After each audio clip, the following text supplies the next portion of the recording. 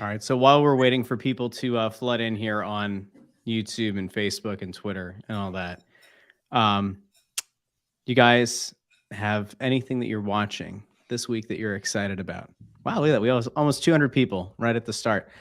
We're just doing our little riff here. Those of you who are tuning in now, just apologizing to those of you who are. I'm apologizing for the group. Okay, that we are about 7 to 8 minutes late on this. Normally if Bundy or I are in the car or we're running late, Russ chastises us, a little slap on the wrist, but if when Russ is late, it's like, oh, it's okay. Everybody knows we're always late.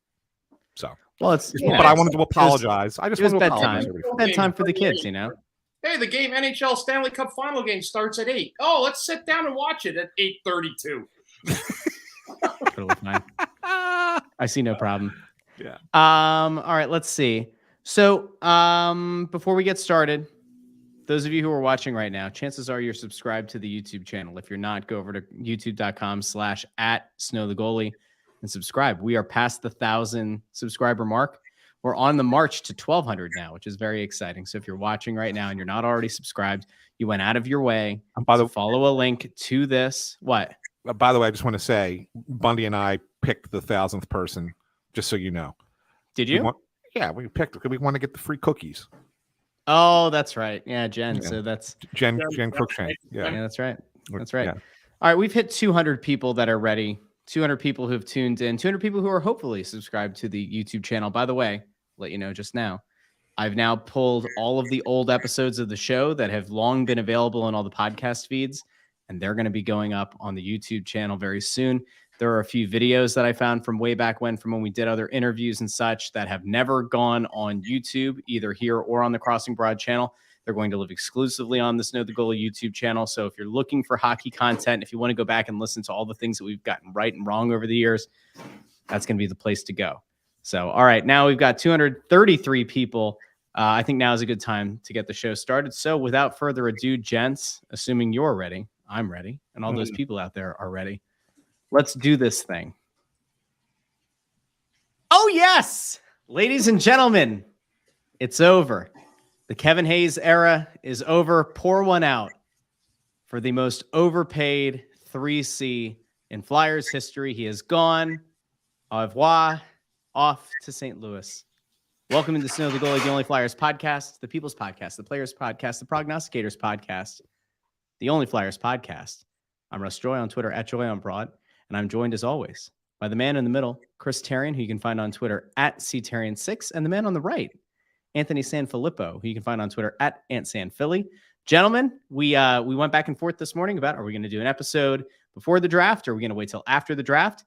And I think we were kind of operating on, if something big happens, we'll do one before, and if not, we'll wait till after. Something big happened. Danny Briere executes a trade, not the trade that a lot of people were getting excited about, not the trade that Anthony had been reporting on for the past 4 or 5 days, not the trade that some other people had been kind of putting bits and pieces out that seemed legit, and also some of those people who are not legit, who did the thing that they usually do, and they look goofy today. But we're going to get into that on this episode. So let me start off with Anthony, who's been chasing down the story of trade and trades for the last 4 or 5 days. Anthony, Kevin Hayes going to St. Louis, something that we've now known since that time was going to happen. But the rest of the deal did not happen. He's been traded for a 6th-round pick. I want you to walk us through this, and we're going to have to break it down. There's a lot to unpack about the process. But your initial reaction to Kevin Hayes being dealt for a 6th-round pick. Let's start there. Yeah, I mean, the Flyers didn't get a ton back, and they had to retain 50% of his salary just to get a 6th-round pick in 2024. But let's be honest, there was no value for Kevin Hayes around the league at this juncture. And this was exacerbated by the fact that the Ryan Johansson trade to Colorado from Nashville set the market on dumping a contract. The trade that they originally had in place was going to net them a 1st-round pick. Not that Travis Sanheim is worth a 1st-round pick, but the fact was that the Blues looked at it as we could get 2 players for next season, get rid of a contract we don't want in Torrey Krug, right?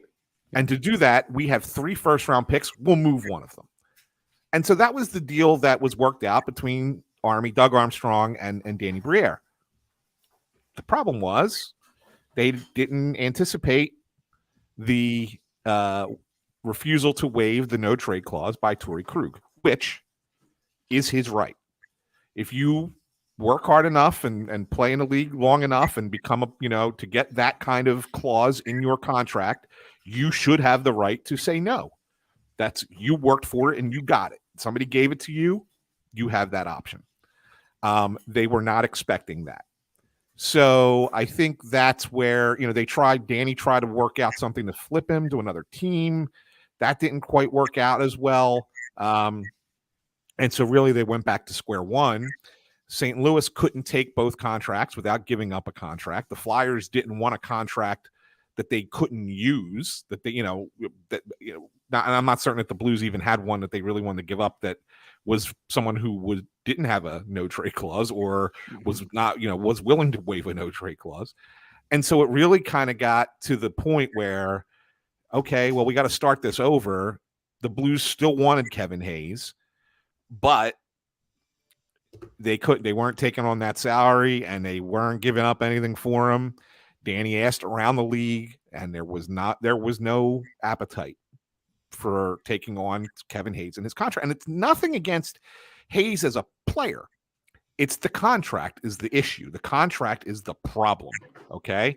That's the major problem. And so when you get to that point, you have to make a determination. What value is there with keeping a bad contract on a rebuilding team for long enough that it would lead into a time where they think maybe they could start to get competitive, and with a player who's going to hold up a spot that a younger player can take on and play those minutes? Why? And let's clear it out.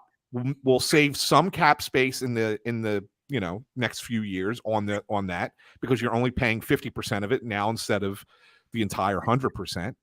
And then we can also, now reshape the leadership in the locker room, which is another thing. You want the right people. If you're going to be building from the ground up, you want the right kind of personalities in there.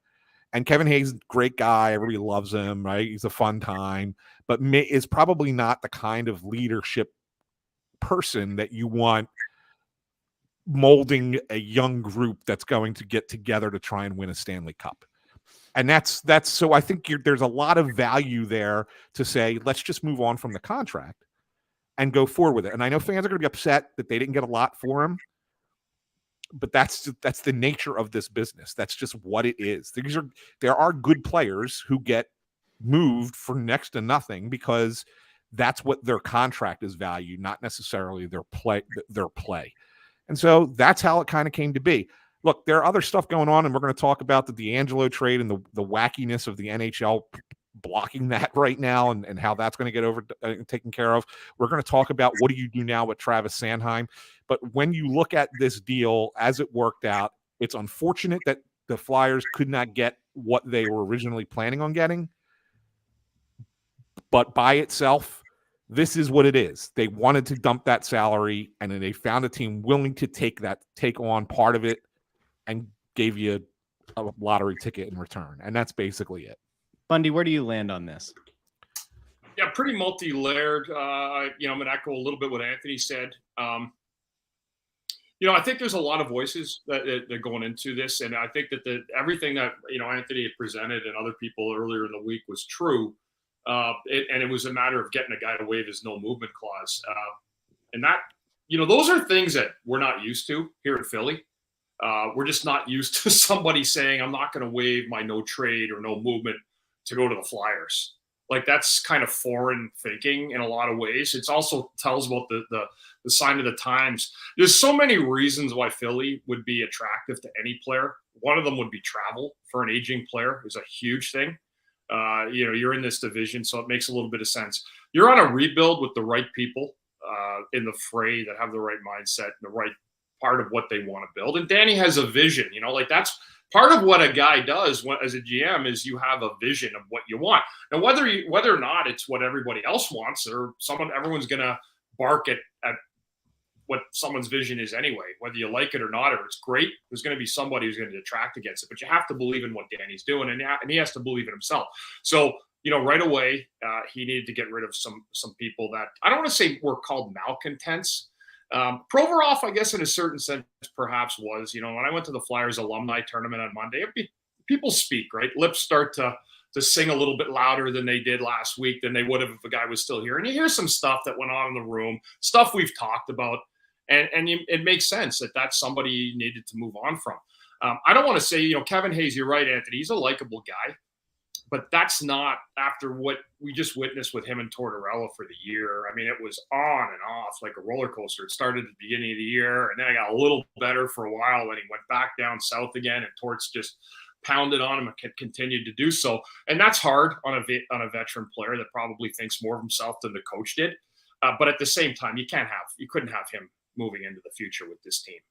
That's one of the guys. I mean, if you had to just dump salary, just from a standpoint of that was a Chuck signing, first year, you got to go. I mean, you got to go. I mean, that's just the way it is. I mean, everybody comes in, the GM brings his new coaches in, and, people say, oh, the poor guy got fired. Well, that's what happens with turnover. And you know what? I said on Twitter a couple hours ago, I saw some people, and actually I tend to stay away from a lot of the drafts and stuff in the summer because I get overmodulated with too many players and names and everything. But I felt like I wanted to come on because I saw some of the negativity surrounding this trade from some of the – I know it's Flyers Twitter and it goes off sometimes and it can be epic and it's big and loud and proud and all that. But, yeah, again, I just want people to understand that this was a guy they had to move. They've been wanting to move for a while. And certainly Danny at the end of the year probably had a plan in place. But just interesting, though, that, a guy didn't waive that no movement clause to come here. And as Anthony said, that's absolutely his right. He earned that contract. But what I'm telling people to do is when you see moves like this right now, just have patience with them. Just trust, there's a new GM in, there's a new regime. Give them a chance, and a chance means 2 or 3 years, to give to let that vision shine out to the public and people see the change is happening. It's not going to happen overnight. Like, you're not going to get a Kevin Hayes. You're not going to flip him for a player.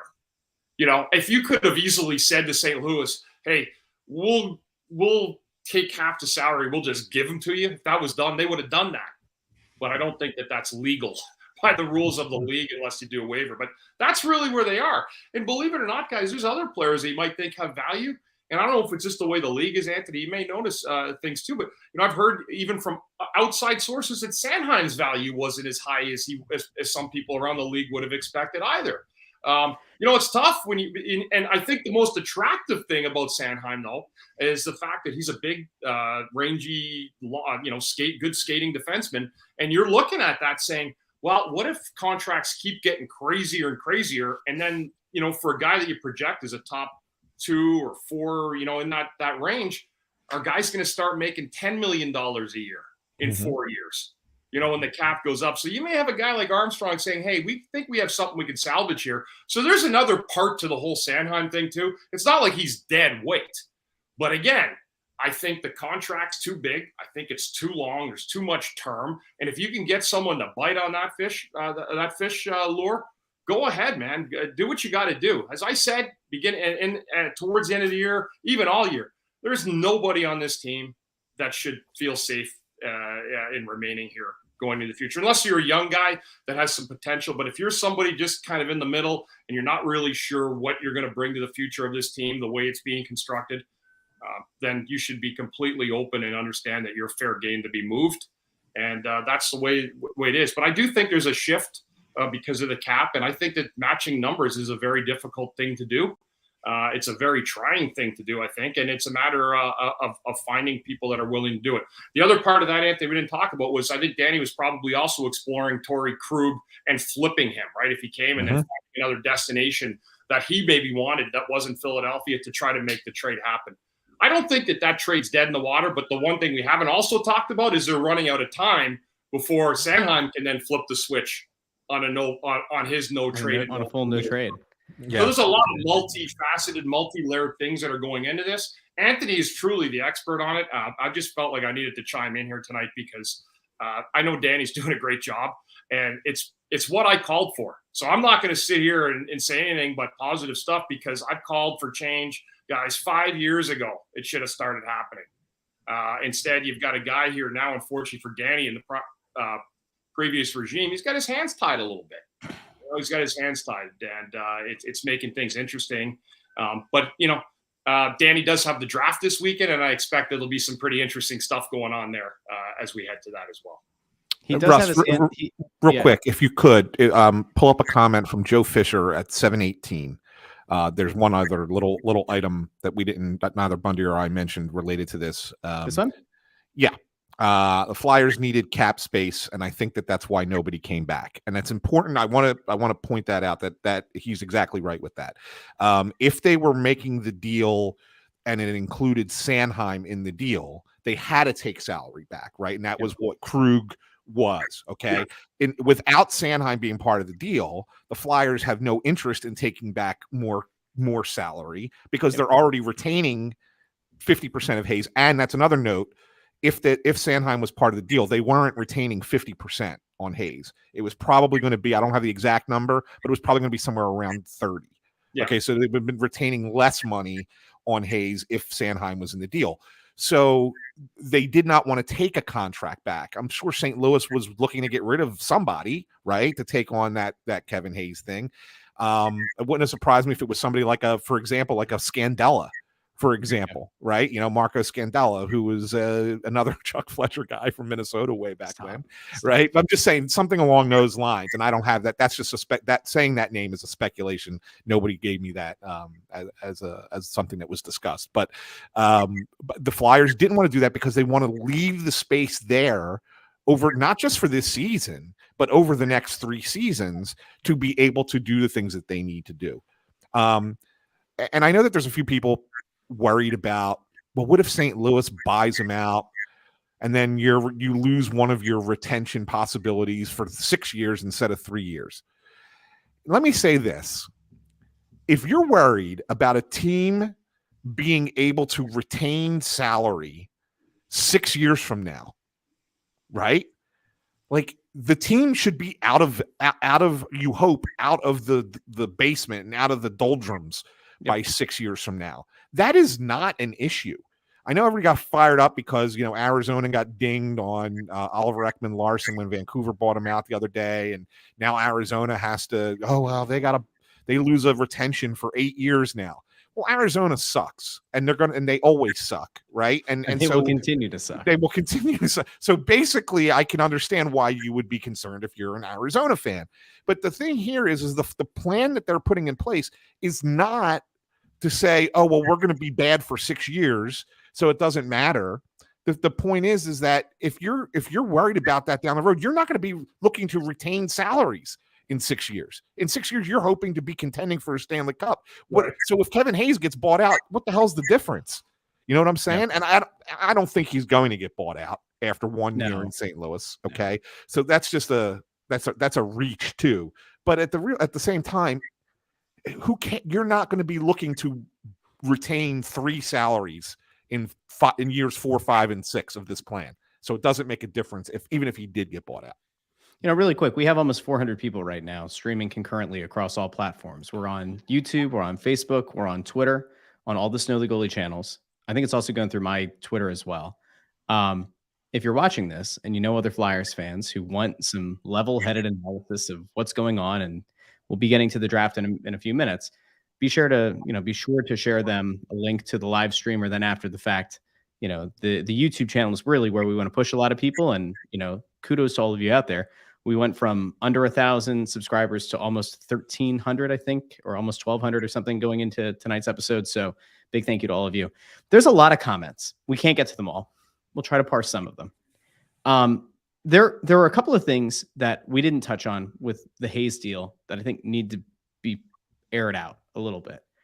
One is a big concern. One isn't. one concern, and I don't know what this is in reference to, but I appreciate the fact that Feeble-Minded Brother says that we're a podcast that isn't an insufferable group of bird brains begging for coins. I don't know what that means, but I appreciate it. We're not begging for coins. Maybe at some point, but not yet. Not yet. Kevin Hayes was not long for this world. He was not long for this team. This team has actively looked at potentially dealing him for a period of time. This is easily, and this and the Sanheim contracts, it's fitting that the Chuck Fletcher big contract to a defenseman before he'd ever played a game for John Tortorella, and that's the Sanheim deal that was probably an at market or over market price for Travis Sanheim in terms of AAV and the 8-year term, plus a no trade clause. It was a dog shit contract from day one. And I don't care how many years you want to look down the line and say, hey, the cap is eventually going to go up. I don't care. It's a bad deal. It was a bad deal from the time it was signed because he had never played a game for John Tortorella, who you've given an incredible amount of voice in the construction of this team and the direction of the roster. And I want to get to that in a second because I don't think that that's exactly perfect. I think we're seeing that now. But it's fitting that the Sanheim deal is one that you're trying to move off of mere months after your former GM, who you let spend all of last year in power, sign him to that deal.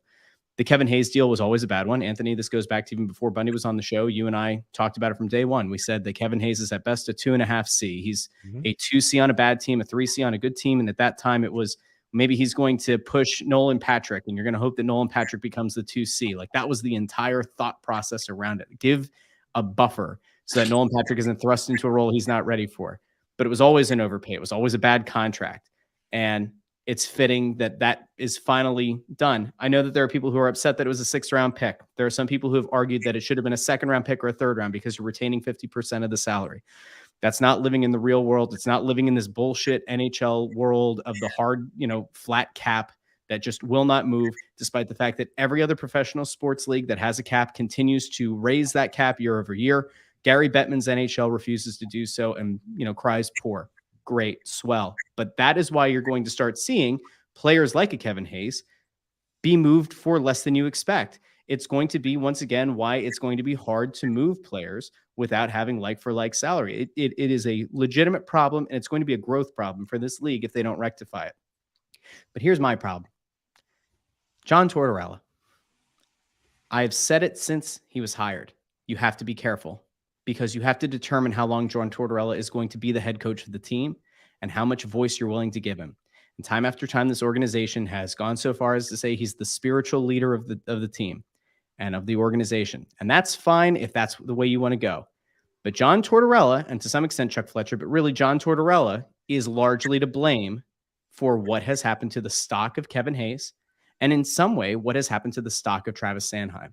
And the Hayes thing is a big deal because when you bench a player multiple times, when you strip them of the A on their sweater, when you are, I don't know, like think back to when he was selected to the All-Star team, we said probably should have been Konechny. Hayes has been in the doghouse. You're inherently going to cause a problem in terms of trade value. And maybe it didn't matter at the time because Chuck Fletcher thought he was going to have another year in this job and he never anticipated on trading Kevin Hayes this offseason. But when you make that kind of move, when you allow your coach the autonomy to sit down a big money guy that anybody with a brain knew you were going to have to try to deal in the offseason, it could do irreparable damage. I think that's what happened here. I think that's a big part of it. Yes, the AAV is bad. The term is bad, but it doesn't help. Hayes was having a good year to the midpoint of the season. He was producing points. A good GM would have thought to try to move off of him while his stock was at an all-time high. It didn't happen. Tortorella benches him, kind of shreds him in the media, passively shreds him. So much so that when you saw the statement that Hayes' agent released today, it did not in any way, shape, or form sound glowing about his experience with John Tortorella. Said that things went sideways in December and also noted that in St. Louis they have a good team, but they also have a good coach. And I think that was a calculated move. And I do have a bit of a worry about you let Tortorella do this stuff. You better hope that he's going to work better with Briere, that he doesn't tank the future value of another player going into next season. It's my only concern. I'm gonna offer a slight rebuttal to you, Russell. Go ahead, Anthony. So if you have a player who is not playing up to the level that you want him to play as a coach, are you supposed to just let it go? Are you supposed to just continue to just play him? Let it be. I was going to say, Anthony, too. You're right, but before he came here, right? Like, why did everyone assume that it would be Kevin Hayes who'd be in the doghouse? Like, everyone would be like, because that's what he's been. Because he's a guy that doesn't go full bore in the D zone. Yeah. Right. He's not going to lay. I don't know if he's going to lay down in the most dire moments and take one for the team where you end up missing 6 weeks. I'm not calling him a soft or anything. I'm just saying is that why before he even came here, and I'm sorry for cutting you off, Anthony. No, you're right. We all just assume that this would be the way it would end. And when Torts got here, it's like we knew that was the way it would end. Yeah. Even the hockey world knew. Yep. It's not like it was a big secret, right? Like, I'm not saying it out of line. He's a good guy, Kevin Hayes. He's a good person. He's a good guy. He's gone through a lot in a couple of years. I've lost a sibling. It sucks. It stinks.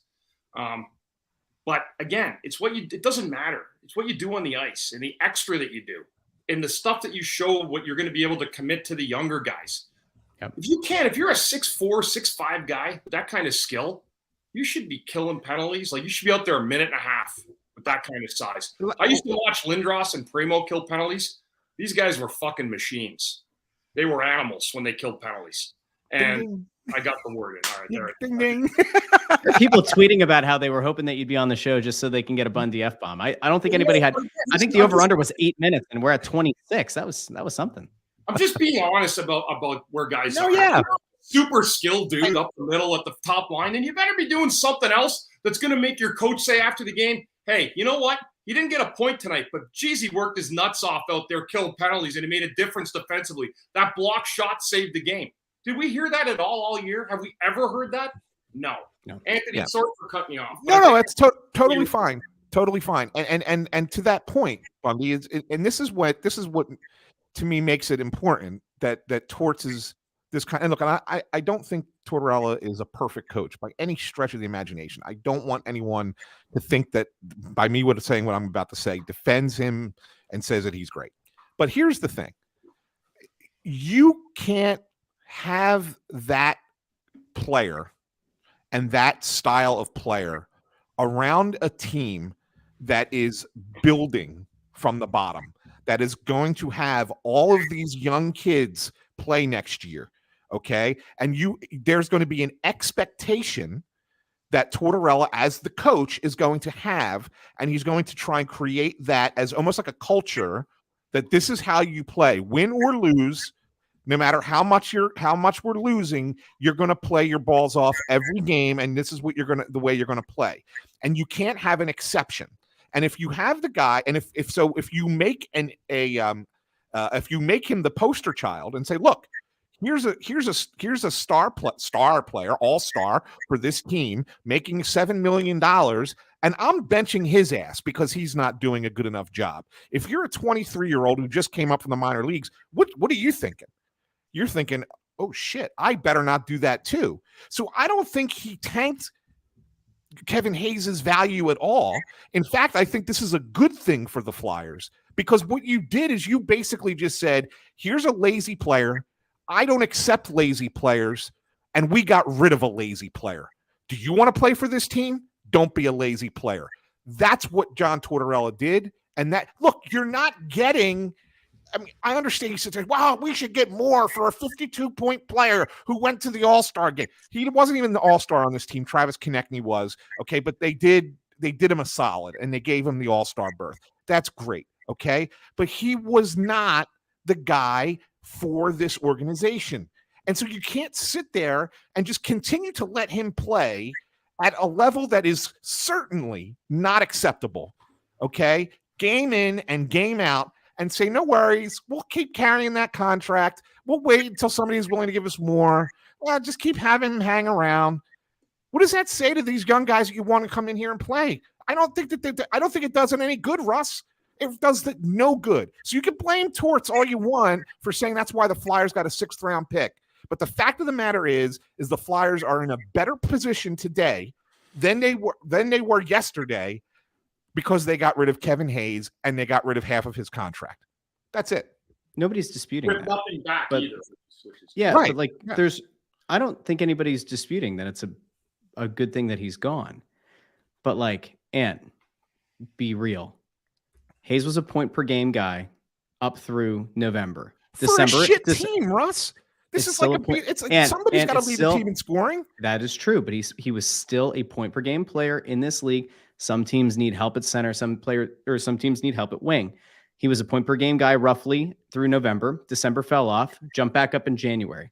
This is where, if you're going to give your coach the voice, right? It was very clear that he had fallen out with Kevin Hayes.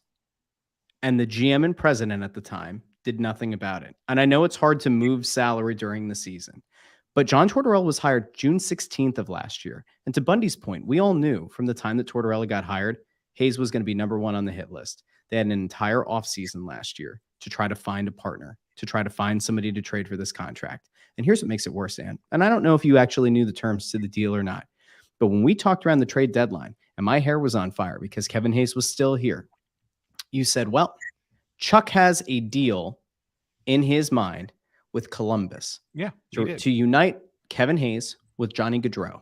Mhm. But Columbus wasn't interested in that deal. There were two reasons for it. One, they didn't want to pay for him. And two, they were actively trying to tank.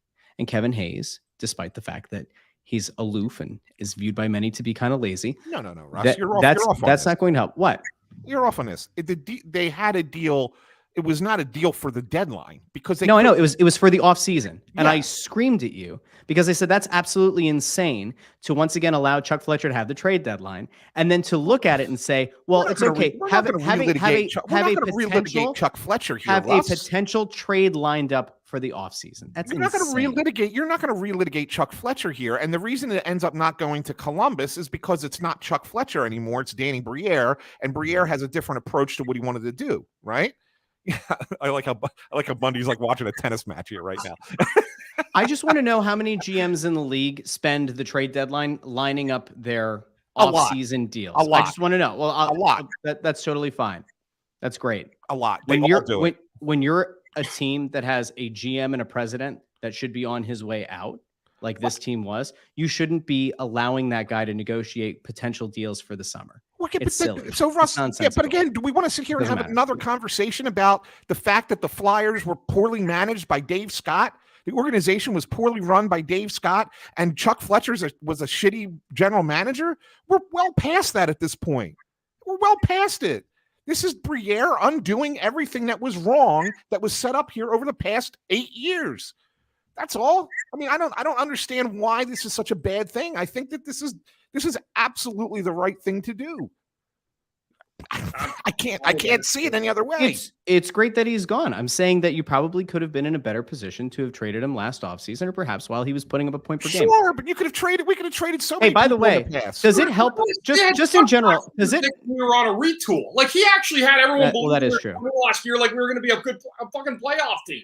Question: How How something like, often "Hey, does you're going to be surprised? Don't it's going to be How often historically has it helped to take a guy that's being paid 2C money as a center and allow your coach to play him at wing for large chunks of the season? When does that ever help trade value?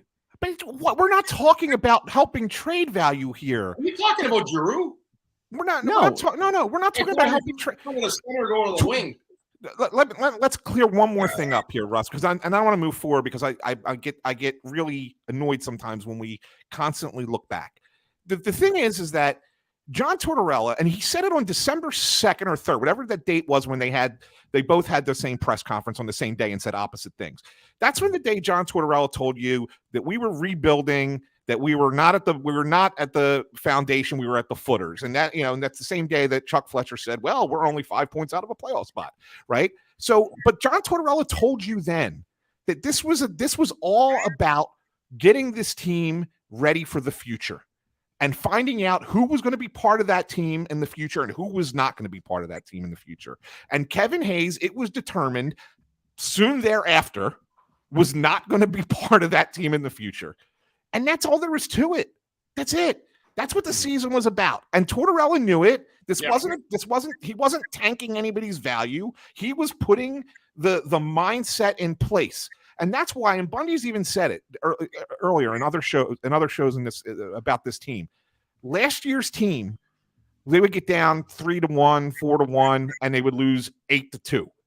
This year's team would get down 3-1, 4-1, and they would lose 5-4 in overtime. That's a big difference. That's the difference that the coach makes. And so that's instilling that kind of mentality in your players. Kevin Hayes was not bought into that. Okay? And that's why he's gone. And that's why you had to get rid of him when you got rid of him. Torts knew at the end of October or at the end of training camp last year that Kevin Hayes wouldn't be part of the team next year. He knew that. Yeah. I mean, it was almost like going in that I'm a first-year coach. I got to live with what I got to live with, because it's the only thing a management has on a new coach with players is the first year, because he just comes in and coaches. Most coaches actually wean their way in and kind of waddle in a little bit. No, not Torts. So he came out with like a couple bazookas right away. Like he wasn't having none of it. And we knew he would. We knew he would. Like we said, he's going to basically immediately. We laid out exactly how the year would go. They would be scared at the beginning of the new coach. They'd have a good start, and then things would settle in. Danny's doing exactly what Danny needs to do as a new GM. He's putting his signature move on stuff, but he's got to dump bodies. He's got to dump salaries. And he's got to dump internal problems that they might look at. Whether or not Kevin Hayes or Provorov is or isn't, whatever people, how they view it, that's what he has to do. And I don't think it takes a rocket scientist to look at the first two moves he's made. I think tell a pretty big story. Hayes and Provorov are problems in their own way. Speaking of somebody who's been viewed by the public as a problem, Tony DeAngelo. Oh, I thought you were talking about me. I don't know shit about this at all. So Anthony, all you, baby. So Tony DeAngelo, rumored to be going back to the Carolina Hurricanes. It's a thing that we talked about around the trade deadline. It's always kind of felt like Carolina only let him go, one, because Chuck was an idiot and traded way too much for his rights, and two, because they didn't feel like he was worth the contract that the Flyers were willing to give him. But the door was always going to be open if the Flyers were willing to eat some of the salary, and Carolina could still end up with the player at the value they thought he'd be at. And here we are a year later, a year after he's signed. Tony DeAngelo, could he be traded to Carolina? And it was a deal that supposedly was going to go down over the last few days. There's one thing that happened. The NHL stepped in, and the NHL raised a bit of a fracas over it, a ruckus. They're not happy because they believe that the Flyers and the Carolina Hurricanes are circumventing the CBA and that they're not playing nicely. Anthony, break down for the people why they're not doing that. And also, how does the NHL exactly rationalize the notion that a guy who was signed by a prior executive cannot now be traded within a year by the guy who took over for him? Fletcher signed DeAngelo, but Briere's not allowed to trade him within a year because the NHL has their feelings here. Can you explain that to everyone? So it's even more simple than that, Russ. I mean, it's not just about the fact that this was Chuck Fletcher's deal and now it's Danny Briere. I mean, yes, that's part of it too. I think that the NHL is kind of misinterpreting their own rule. Okay, the reason that the rule is in place is because they don't want teams to look at a player's contract that they gave them and say, we're having buyer's remorse. Let's move on from them for a year, but then we'll get them back at a lesser number from another team who's willing to retain the money. Okay, so it's basically kind of preventing collusion and ways circumventing the salary cap. Where the league is wrong, and both the Flyers and the Hurricanes are right here, is the Hurricanes traded his rights to the Flyers. Mm-hmm. They didn't trade the contract to the Flyers. The Flyers then signed him to that contract, and they're now trading him back to Carolina, retaining money that they offered him, not money that Carolina originally had given him. So the league is really, I don't understand where the league is with this to say, oh, well, you can't retain money on the contract because the player was just traded a year ago from that team. It's not the case. Now, yeah, and secondarily, like you said, you were right about this, is that, the guy that's trading him is Danny Briere, and he didn't even offer him the contract. It was signed by Chuck Fletcher. I think that the league has said that they're going to talk to the Flyers this week while they're down in Nashville for the draft. Hopefully that can be resolved and figured out, and then they can just kind of move on.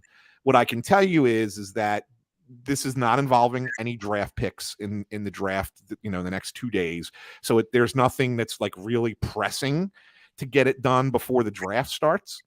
But there is kind of a belief that maybe they should still try and get it done before free agency kicks in this weekend, because you never know what can happen come free agency. You never know if a player suddenly becomes available, another trade becomes available, and then maybe Carolina goes, you know what? Instead of Tony DeAngelo, we'd rather have so-and-so.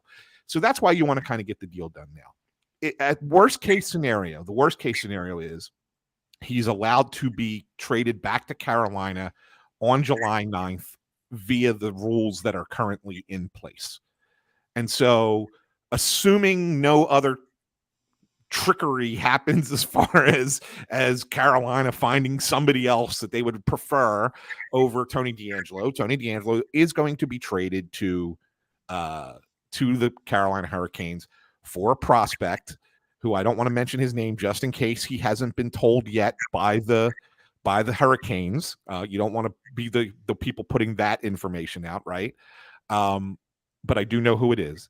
And can you write it down on a piece of paper and then show Bundy and I after the show, and we'll confirm on the next episode if you're full of shit or not? Yeah, here. You know what? I'll throw a clue. How about this? Why don't you just text us? Oh no, don't put it out to the public. Just text. No, I'll throw a clue out to the public too. All right, I'll throw a clue out to the public. I just don't want to say the name and as if I'm reporting it. Just it's when you see the name, you think, oh yeah, totally Philly. Totally, it's got a totally Philly name. What a fool. I'll text it. I'll text it to you. I will. All right, so intrepid viewers of Snow the Goalie, those of you, the 500 plus of you right now across YouTube, Facebook, and Twitter who are all watching together, go scour the Carolina Hurricanes prospect pool and find somebody. I'm going to text it to you right now, and you guys both look at this on your phone and tell me that this isn't a total Philly name. I just texted it to you guys. I think somebody already got it. But I'm just saying, and no, I'm saying there are, yeah. I got a few. I already got a few. Am I right? I got a few people who just DM'd me. I shit you not. Who sent the name? That was too good of a clue, Ant. All right. Anyway, so DeAngelo, the worst. Yeah, I know there it is. History. Somebody get an aggregator right now to put that together. Put up Eric H. Put up Eric Sanfoni. Sanfoni reporting fake news again. Russ, put up Eric H's thing. That's fantastic. Just glad that the NHL is 749. John McJohn.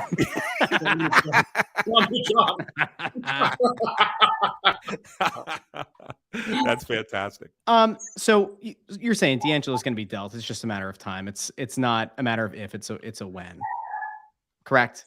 Yes, that's it. Yes, okay. I mean he's definitely not going to be here next year. Let's just put that. So if we and they are, by the way, they are retaining 50% of that salary too.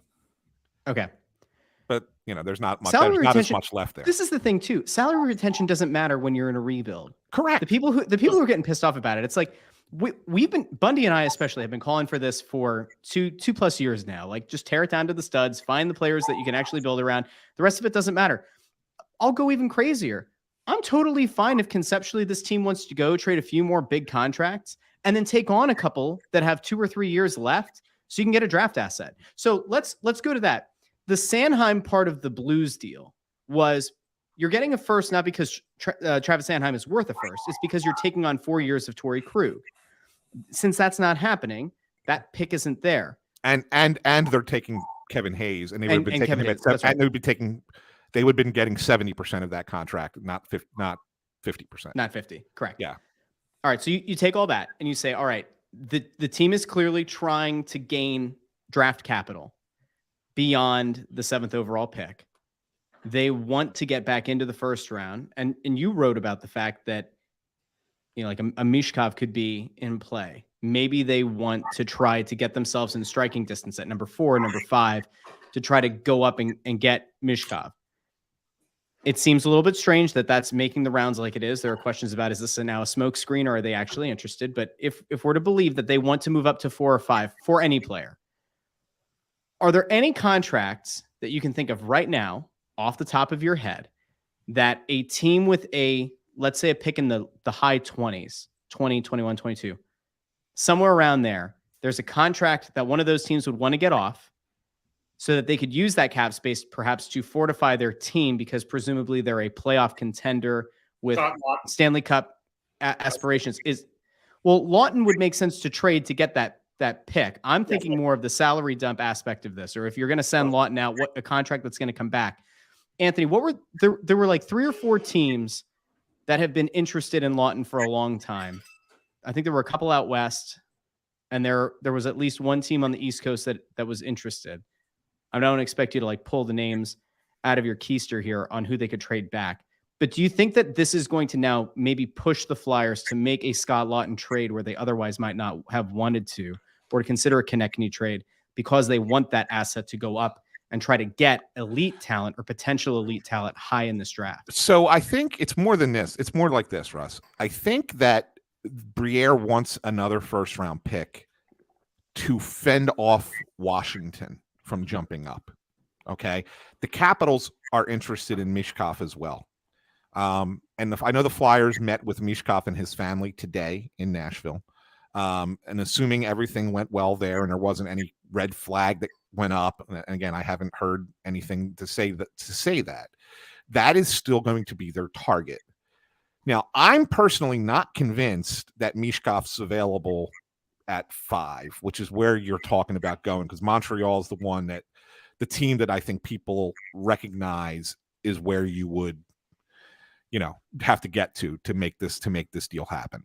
Yep. I'm not convinced he's getting there. I'm not certain if, I know the Ducks are probably going to take Fantilli. Columbus is the wild card for me. I think that the Blue Jackets could surprise everybody and not go Carlson or Will Smith and maybe surprise everyone and go with Michkov, or be willing to move out of that spot and go for it, right? So you want to be able, Danny wants to be able to have as much ammunition as possible to outbid the Capitals and maybe even any other team, right, to get to that spot to get Michkov. That's why he wants another first-round pick. I have a feeling, Anthony, that this Michkov, by the time it's said and done, because of the Yager situation in my draft year in 1990, I have a feeling this Mishkov's going to end up going second or third. He could. Yeah, I think he's going to. I think by the time it's done, he may end up going second. Yeah, I realize. I've looked at it. I haven't heard that from an agent or anybody. But I have a feeling it just doesn't feel like the world we're living in, that they're going to pass up that kind of a talent where he's going to slide down to past the 5. I just can't imagine the pressure Montreal would face in that spot unless they could. They're the 5th, right? Montreal's picking 5. Montreal's 5, yeah. Yep. Yeah, even them, like they've had a willingness to draft Europeans, a Russian. I think they took the number 1 pick was European born. He's still developing, young kid, but he'll be a good one. But so I don't know. I mean, I don't see him getting past that 5th spot. I don't even see him getting past the 3rd one, unless there's really odd stuff going on overseas. That situation developing. That's been the thing, right? Because even going into this draft, right, like a couple of years back when Michkov was really like getting on the radar, the thought was in any other year he would have been the number 1 overall pick. Bedard is just that good, and also is going to be immediately available. And it seems like the thing, besides the fact that Bedard is so good, is the thought that like Michkov might be 2 or 3 years down the line. That's where you start getting into that idea of like, if you're a new GM, like a Danny Briere, and you have a few years that you can take that swing on the potential high talent and know that you'll be in your job for a few years versus a guy who might be up against it. That's where that kind of plays. He has the talent to be taken number 2 overall. Yes. I want to point out, this is where having the live comments is always great. Max Miller said, Yarmo said they're picking a center. Yes, he did. He did. And then he did today. Yeah. But two things. There was also, hold on, I'm sorry. I don't mean to interrupt you, but there were a couple of reports out there here. Dennis Bernstein and Pinata both said that Columbus and San Jose didn't get a meeting with Michkov. That's correct. So, yes. And then Kyle Elliott, an astute point here. Herman Rubtsov should pan out any year now. Yeah. Anyway. No, but what I was going to say is yes, those reports are accurate. But that just because Yarmo says they're going to draft a center Doesn't mean right? you're Doesn't mean they're going to draft a center, and two, even if he's being honest and saying what he's saying is true, doesn't mean he's not trading out of 3, to draft that center. He could still draft that center, but not at 3, right? So maybe that's part of it. And then secondly, just because you didn't meet with the player doesn't mean you can't draft the player. Just saying. I mean, so like, yeah, those things can happen, right? But still, I mean, yeah, I mean, that's the thing. I think I look, he's first on their list from what I can gather. They do have a couple other names, but he's the guy that Danny wants to get, and he wants to make sure he has the assets to get them. And real quick on the Sanheim thing, I know that everybody was talking about Winnipeg. They were one of the teams that were interested, and they certainly were, but they're not giving up 18 straight up for Sanheim.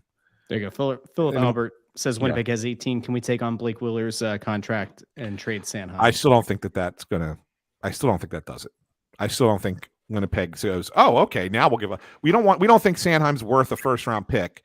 Oh, but you're going to take a bad salary from us too? Oh, okay. We'll give you the first round pick for Travis Sanheim. No, I don't think so. Can you potentially give them something else and get 18? Yeah, maybe if you can give them another NHL player that they like, then maybe you can get 18, much in the same way that they were going to get the draft pick from St. Louis for Hayes and Sanheim. If you're going to give up 2 NHL players, then maybe Winnipeg gives you that. But I had heard that that just was not going to happen, that they, that whole situation kind of cooled off. There are teams interested, but not enough to give you a first round pick. Answer this. Yes. Stephanie Coughlin says, is Michkov really worth trading multiple first round picks tomorrow to obtain? He's considered the best Russian prospect since Ovechkin. And I talked to 2 scouts, one a while ago, but one recently, who said second best player in this draft, hands down, and it's not close. So if you're going to get a generational star player, then yes, it's worth moving multiple first round picks to get him, because that will be a better player than 2 guys further down your lineup. Then 17 or then 7 and 18. Yeah, for sure. I agree. For sure.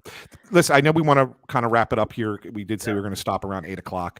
Because we're going to do, just because we are going to do another episode this week. That's why we're doing a shorter one tonight, and then we have the later one probably Thursday is the plan, right? And you'll get into those details, Russ. But there is one other item that I did want to address, because there has been a lot of talk on Twitter, and not just from Philadelphia fans. I want to make it clear that a lot of this came from St. Louis, a lot of this came from Canada, when us talking about. Look, Twitter went nuts for me over the past few days, okay? And when the deal finally gets announced today, there were a lot of people from around North America who were saying that the reason that this deal broke up and didn't happen was because of leaks that got out early. And us reporting those things damaged the possibility of this deal getting done, and that reporters should just shut up, not say anything, and just let the deal happen and then report on it. Everybody's worried about who's first and who's not.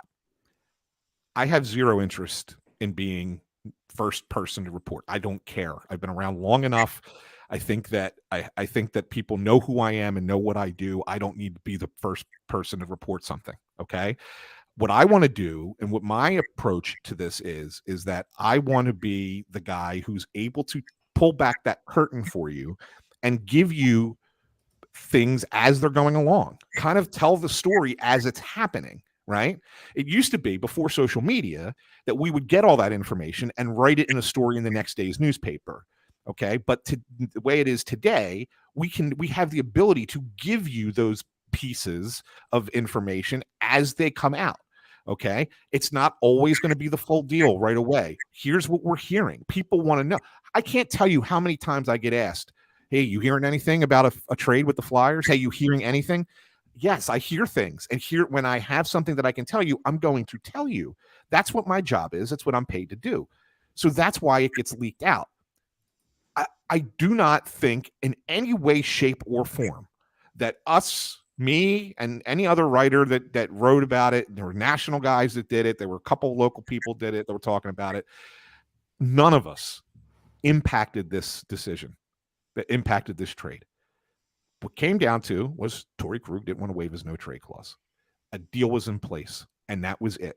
We had no negative impact on this. And if people understood how it works, okay, I keep hearing, well, in the NBA, you don't hear about the processes and how that happens. And, Woj just puts out the trade when it happens, and that's it. Woj is a national reporter, okay? And with these guys, I like to call them information traders. We have them in the NHL. Woj is the guy in the NBA, okay? There's some guys in baseball, a couple guys in baseball. What they are is guys who are saying, hey, I'm willing to give you information that I heard from talking to somebody in this city if you tell me what's going on with your team, and then vice versa. And so that they're not really doing the work that somebody like me or another local reporter might do, where we are singularly focused on one team and talking to people who we've created relationships with to find out what's going on with that particular team. They are sharing info. In a lot of ways, it's kind of crappy, right? Like one team is telling this guy, hey, here's what I'm hearing, or here's what we're doing. What are you hearing from about another team? And then they're basically taking the secret that you gave them and passing it on to other teams. It's kind of, that's how they operate. We do it a lot differently on the local level. So that's why it's silly to suggest that what we're doing is so detrimental. This is what we do. And finally, as far as the leaks, this did not leak from Philadelphia. There was a lot of talk with people in Philadelphia once it leaked. It leaked from St. Louis. Okay? This trade leaked out of St. Louis. And a lot of what was being told to us on Saturday was coming from St. Louis. I was having conversations with people tied to the St. Louis Blues and the St. Louis Blues players more than I was having conversations with people tied to the Philadelphia Flyers. That needs to be understood, and that needs to be known.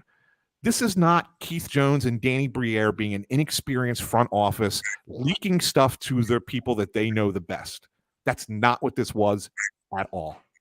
So just understand that we operate a little bit differently, and our jobs are a little bit different, but I'm paid to give you information that I hear. And I'm not going to put anything out that is not true, that I have not been told. If it's something that's speculative, I have always said, this is speculation, or this is just a rumor. It didn't really come from somebody who's official, but it's something that I'm hearing. There's a little bit of smoke. You get that sometimes. And I will say that. I will never say, this is what's happening, this is what's going on, unless I've gotten it officially from somebody who's involved and engaged in what's happening. And so and I hope that people can, that are listening and following along, appreciate that that's how it happens. I'm not saying appreciate me. I'm just doing my job. I'm saying appreciate the process is how it happens. Okay. It's not us trying to be first. It's nobody. I'm not rushing out there to say, oh, look at me. I mean, I've been doing this for how long now? I was covering Bundy when he was a player. That tells you how old I am, right? It tells you how long I've been doing this job. So it's really not for, I want to get this out first. I want you guys to know what the process is and how it's going along. And I think that that's kind of cool that we get to do that. That's all. You're not the problem. Work you put in, Anthony. There's already been a few trades today, too. I don't want to get into it as we're going to wrap it up, but Dubois out of Winnipeg off to LA, right? Yep. And then Tyler Foley traded to the Devils to Jersey, for a third rounder and a pick too. So some action going around, some veterans moving around. We'll talk about it more as the draft approaches the weekend, I guess. Russ, which Rob Ski wants us to create a new segment, Rant by Ant. It'd be better than Rant by Russ. It's fair. Jeff Miller says I have a big forehead. Fuck, that's Not the only thing. That's not the only thing that's big. My brain. The ego. Oh, here we go. I got to go there. Hey, really quick. He's got 4 kids for a reason. It's because he's smart. Anyway, really quick. You're not the problem. Thanks, bud. Okay? You're not. You're not the problem. There are people who are a problem. There are people locally who are a problem, and there are people who are national or who are in different markets who are problems. You've been on top of things. Your boy Anthony DeMarco's been on top of some things. We've got Friedman kind of putting his stuff out. We've got Drager and we've got Weeks doing their thing. Strickland out of St. Louis doing his thing. Saravalli. Yeah. But the people who are the problem are the people who have not gotten anything right and like to try to bullshit their way into these things. You're right That's about where that. the problem is. You're right about that. Because there are people who will take something that you put out and take something that like a DeMarco puts out and something that a Pinata is it Pagnota, right? Pagnota. Italian GN. Okay, anyway, they'll take something that he puts out and they try to fuse those things together. They go on to Facebook groups and then they start putting together little graphics that make it look like they're on top of something. Yeah, that's the problem. They are. That is right. You're right about that. So before I have anybody else send me a DM feeling that they're getting, slighted or some bullshit, I'm gonna be very clear. There is a hierarchy at this point. There are some people who have done a good job locally and in other markets, but there are people who are flat out bullshit merchants. They are snake oil salesmen, and they're putting these things together, trying to glom on and grow their social following. And those people are the problem. That's fair. That's fair. I'm saying. But I would just say, yeah, as long as people know who's who and who's not who, I think it's. But that's the problem, though, Ant, is that, and you can complain about the way that like Twitter's changed and everything with verification. The thing is that you get enough people who build enough of a following who start selling and peddling this crap, and all of a sudden it does cause problems. And I'm as big of a pro wrestling fan as it gets. That's what they call the dirt sheets. It's all of the conjecture and the rumors, and a lot of it's unfounded. You can't do that in professional sports. And if you're one of those people and you're watching, you're listening, stop doing it. All right, that's it. Wrap it up. Yep, here we go, guys. Yeah, so as we've God bless you, as we've been touting for a while now, you can follow Snow the Goalie wherever you get your podcasts: Apple Podcasts, Spotify, Stitcher, Pandora, Amazon Music. But the big thing is the YouTube channel. YouTube.com/@SnowTheGoalie. We are now well over 1,000 subscribers. On this show alone, if you watched at any point during this show, I want you to know you weren't alone. At the beginning, we had 250 people. Then it got up to 500. We got up to 600 once or twice across all platforms. You were part of it. If you're not already subscribed to the YouTube channel, please go over and subscribe to the Snow the Goalie YouTube channel. Ring the bell so that you never miss when we go live with a show or we put up a clip. I will warn you that at some point, and I'll let you know this in advance so you can turn off the notifications, when I start doing the mass upload of old episodes. I don't want your phone to like fall off the desk from all the vibrating, right? But that will be happening at some point. Subscribe to the show, hit the bell. You'll be notified anytime we have a new show. A big thank you to everybody who tuned in live for this one. We gave you less than an hour's notice that we were going to do it, and yet here we are. So really cool stuff. Big thank you to all of you. We will be back in probably 2 days with a new episode. If you're listening to this after the fact, that means Thursday. We're going to sit back. We're going to watch how the draft plays out. If there is a blockbuster trade, and I mean like something that just rocks our socks off, then maybe we'll talk about something during the draft. But likely it'll be Thursday morning, Thursday afternoon. We'll do a show. Whether it'll be live streamed or pre-recorded, yet to be determined. But we will have a new show to talk about the first round of the draft, any trades that have been made and all that. So a big thank you to everybody who tuned in. Right. Make sure you follow Bundy on Twitter @CTarian6. Follow Anthony @AntSanPhilly. Follow me @JoyOnBroad. You can find us on YouTube @SnowTheGoalie, Twitter @SnowTheGoalie, Instagram @SnowTheGoalie, Facebook.com/SnowTheGoalie, and also on TikTok @SnowTheGoalie. So for Bundy, for Ant, I'm Russ. Let's see what Danny Briere does in his first draft. Will he be bold? Will he be fueled by Philly? We'll find out, and we'll talk to you very soon. Have a great night, everybody.